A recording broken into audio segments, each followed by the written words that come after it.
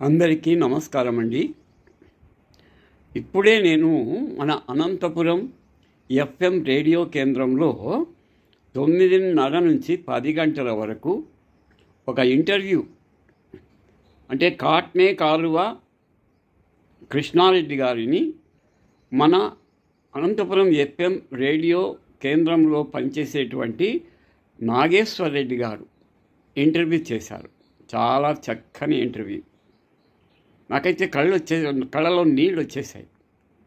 ఏమి ఇక్కడ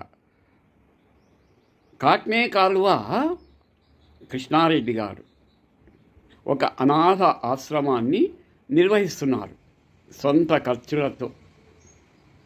ఎక్కడ అనాథలు దొరికినా, ఎక్కడ ముసలివాళ్ళు దొరికినా, పిచ్చివాళ్ళు దొరికినా వాళ్ళను తెచ్చి వాళ్ళను శుభ్రంగా స్నానం చేయించి వాళ్లకు డైపర్లు వేసి భార్య భర్త సేవలు చేయడం చాలా గొప్ప విషయం, అద్భుతమైన విషయం. కృష్ణారెడ్డి గారు మాట్లాడుతూ ఒక మాట అన్నారు, అనాథాశ్రమాలు లేని సమాజం రావాలి. ఎంత గొప్ప మాట! కానీ అది సాధ్యమా? నాకైతే ఈ రోజుల్లో అది దుస్సాధ్యం. అయినా ఆయన కోరిక మంచిదే. భగవంతుడు కరుణిస్తే ఏదైనా సాధ్యమవుతుంది. ఆయన నిర్వహిస్తున్నటువంటి ఆశ్రమంలో పురుగులు పడ్డవాళ్ళు, రక్తం కారుతున్న వాళ్ళు, మురికి కాలువలో నీళ్లు తాగే వాళ్లను తెచ్చి పోషిస్తున్నాడండి. ఒక తిప్పలో పడేసిన ఆహారాన్ని తినేవాళ్ళను కూడా తెచ్చి ఆయన శుభ్రంగా వాళ్లకు అన్నం పెడుతున్నాడు. ఎంతటి పుణ్యకార్యం! ఆయన ఇంకా ఒక మాట చెప్పాడు. రామ్నగర్లో, అనంతపురం రామ్నగర్లో ఉన్న ఒక కోటీశ్వరుల కుటుంబం వాళ్ళు అమెరికాకు వెళుతూ వాళ్ళ తల్లిని ఆశ్రమానికి తీసుకుపోయారంట. కారులో తీసుకుపోయారు. కృష్ణారెడ్డి గారు, మా అమ్మను మీరు చనిపోయే వరకు మీ ఆశ్రమంలో పెట్టుకోవాలి, ఇక మేము అమెరికా వెళ్ళిపోతాము, తిరిగి రాము, మీ అకౌంట్ నంబర్ ఇవ్వండి, ప్రతి నెల డబ్బు వేస్తామని చెప్పారట. ముందు నేను అమ్మగారిని చూస్తాను అని కృష్ణారెడ్డి గారు కారులో ఉన్నటువంటి ఆ ముసలావిడ, ముదుసలి, వణుకుతూ ఉంది, శక్తిహీనంగా ఉంది. ఆమె అన్నం తిని ఎన్ని రోజులైందో, ఆ కొడుకు కోడలు ఆమెకు అన్నం పెట్టక ఎన్ని రోజులయ్యిందో. కృష్ణారెడ్డి గారు ఆమెను చూడగానే వారితో, ఈమె 10 రోజుల కంటే మించి బతకదండి, ఎందుకు అనాథాశ్రమంలో అని చెబితే, ఏం పర్వాలేదు, 10 రోజుల తర్వాత చనిపోనివ్వండి, మీరే ఆమెకు అంత్యక్రియలు చేయండి, మీరే పూడ్చిపెట్టండి, మీరు ఎంత డబ్బు అడిగితే అంత ఇస్తామంటారంట. చూడండి ఎలా ఉంది. నిజంగా ఎంత బాధాకరం. ఇలాంటి వారు ఉన్న సమాజంలో అనాథాశ్రమాలు లేనటువంటి సమాజం రమ్మంటే ఎక్కడి నుంచి వస్తుంది? ఇసుకలో తైలం తీయమంటే ఎలా వస్తుంది చెప్పండి? ఎంత బాధాకరం! ఎందుకు ఇలా మారిపోతూ ఉన్నారు? 50 ఏళ్ల క్రితం లేనటువంటి ఈ సంస్కృతి ఇప్పుడు ఎందుకు వచ్చింది? చదువులు మితిమీరడం వలన ఈ ఎంసీఏ, ఎంబీఏ, బీటెక్, ఎంటెక్ చదువుల వల్ల విదేశీ వ్యామోహముతో భార్యాభర్తలు అమెరికా, ఆస్ట్రేలియా, యూకే మొదలైన పాశ్చాత్య దేశాలకు వెళ్తున్నారంటే వాళ్లకు డబ్బు మీద వ్యామోహం, సుఖ జీవితం మీద వ్యామోహం పెరిగిపోతూ ఉంది కదా. వారు వారి బిడ్డలు బాగుంటే చాలని. మరి మేము కన్నటువంటి తల్లిదండ్రులు ముసలి వయసులో వాళ్ళని ఎలా వదిలిపోతారండి? వాళ్ళను ఆశ్రమంలో వదలాలనే ఆలోచన ఎందుకు వచ్చింది? ఈ విష బీజం ఎందుకు మీ మెదడులో పుట్టిందో అర్థం కాదు. నిజంగా ఇది ఊహిస్తేనే నాకు గూస్ బంప్స్, వెంట్రుకలు నిక్కబరుచుకుంటున్నాయి. ఏం చేయాలి? వాళ్ళని నరికి పారేయాలనా? ఏదైనా ఒక సెంటర్లో ఉరి తీయాలా అనేంత కోపం వచ్చిందండి. ప్రతి కొడుకు ఒక తండ్రి కావాల్సిందే కదా ఏదో ఒక రోజు. ఇప్పుడు నీవు నీ తండ్రికి ఏమిచ్చావో ఆ ఫలితాన్ని నీవు నీ కొడుకు ద్వారా పొంది తీరవలసిందే కదా.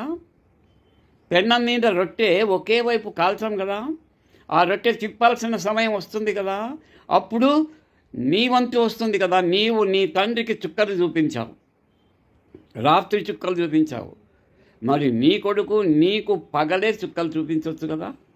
అది ఎందుకు నీకు ఆ ఆలోచన రాదు? ఈ సమాజంలో ఈ విద్య అనేది, చదువు అనేది సంస్కారాన్ని ఇవ్వాలి కదా. మరి నీ సంస్కారం అంతా ఏమైపోయింది? ఎంసీఏ చదివిన తర్వాత, విదేశాలలో ఉద్యోగం వచ్చిన తర్వాత నీ సంస్కారం చట్టబండలైపోయిందా? నీ సంస్కారాన్ని తుంగలో తొక్కావా? ఎలా నిన్ను కన్న తల్లిని తండ్రిని తీసుకెళ్ళి అనాథాశ్రమంలో దిక్కులేని వాళ్ళగా పడవేస్తారు? డబ్బిస్తే అయిపోయింది ఆ ఆశ్రమం వాళ్లకు? డబ్బుతో తల్లిదండ్రులను కొనగలవా? అమ్మగలవా? ఆలోచించండి. ఈ సాఫ్ట్వేర్ రంగం వచ్చిన తర్వాత భార్యాభర్త ఇద్దరు సుఖంగా ఉంటే చాలు, వాళ్ళకున్న ఒక కొడుకు ఒక బిడ్డ సుఖంగా ఉంటే చాలు. మిమ్మల్ని కని పెంచడానికి మీ తల్లిదండ్రులు ఎంత కష్టపడ్డారో ఎలా మరవగలరు? వాళ్ళ యొక్క ఆశలు, ఆశయాలు, కోరికల్ని చంపుకొని వాళ్ళ యొక్క సంతోషాన్ని సమాధి చేసి పిల్లల్ని చదివిస్తారే. నీవు ఈరోజు ఎంసీఏ చదివావంటే ఎలా చదివావు? వారి చెమట రక్తంగా చిందించి నిన్ను పెంచారు కదా. తల్లి తన రక్త మాంసాలు పంచి నిన్ను 9 నెలలు మోసి కని తన రక్తాన్ని పాలగా మార్చి నీకు తాగించింది కదా. నీకెలా వస్తుంది ఈ ఆలోచన? చూడండి కృష్ణారెడ్డి గారు, మీరు చాలా ధన్యవాదాలు, చాలా మంచి మాట చెప్పారు. ఈరోజు ఎక్కడ చూసినా అనాథాశ్రమాలు పుట్టగొడుగులా వస్తున్నాయి.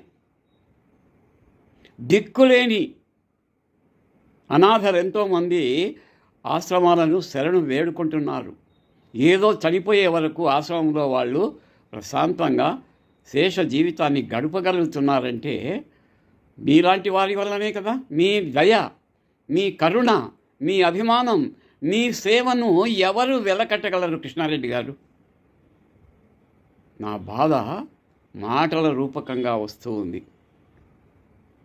మీ అభిప్రాయం నేను ఏకీభవిస్తున్నాను. అనాథాశ్రమాలు లేని సమాజం రావాలి. ఎప్పుడొస్తుంది? ఈ మార్పుకు ఎవరు నడుం బిగించాలి? ఒక్కరితో సాధ్యమా? ఈ రాజకీయ నాయకులు, ఈ పాలకులు అన్ని ఉచిత పథకాలిచ్చి యువకులను సోమరిపోతులుగా చేస్తున్నారు.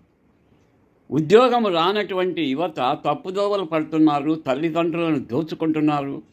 వాళ్ళకొచ్చే వృద్ధాప్య పింఛను కూడా కొట్టి కరెక్ట్గా 30వ తేదీ ఎక్కడున్నా వస్తాడు వాడు. మా నాన్నకు 4,000 వచ్చింటుంది, మా అమ్మకు 4,000 వచ్చింటుంది, వాళ్ళకు తలా ఒక బియ్యి పడేసి మిగతా 6,000 లాక్కొని పోవాలని వచ్చే కొడుకులు మనుమలు ఎంతమంది? ఆ ముసలి వాళ్లకు ప్రభుత్వాలు ఇచ్చే డబ్బు ఈ సోమరిపోతుల పాలవుతూ ఉంది. కాబట్టి ప్రభుత్వ ధనము దుర్వినియోగం అవుతూ ఉంది. అందవలసిన వాళ్ళకు అందడం లేదు, అందకూడని వాళ్ళకు అందుతూ ఉంది. దీన్ని పర్యవేక్షించేది ఎవరు? మీరు చూస్తారా? మీరు మారుస్తారా? లేదు కదా. కాబట్టి దుర్మార్గము పెరిగిపోతూ ఉంది, మనిషిలో దుష్ట సంస్కృతి పెరిగిపోతూ ఉంది. తల్లిదండ్రులను శత్రువులా చూసేటువంటి కొడుకులు బిడ్డలు తయారైనారు. ఈ మార్పు మీరు కోరుకున్న కోరిక తీరాలని నేను కూడా ఆశిస్తున్నాను. అలాంటి నవ సమాజం శ్రీశ్రీ కోరుకున్నారు కదా. తాను ఒక సమాజాన్ని, నవ సమాజాన్ని, నవలోకాన్ని చూడాలనుకున్నారు శ్రీశ్రీ. అలాంటి రోజు రావాలని, మనిషి ఆశాజీవి కదా, ఆశిద్దాం. మీ కోరిక తీరాలని నేను కూడా కోరుకుంటున్నాను. శుభం భూయాత్.